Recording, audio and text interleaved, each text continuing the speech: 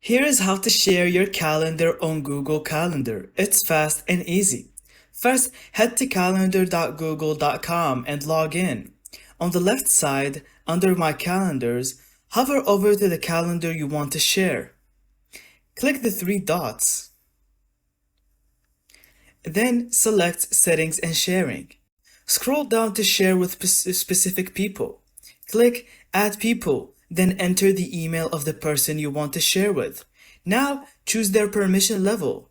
See only free and busy. See all events details. Make changes to events or make changes and manage sharing.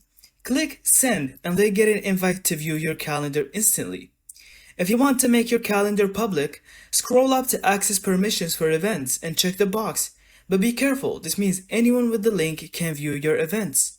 That's it. Your calendar is now shared and synced in real time. Super useful for teams, families, or personal projects.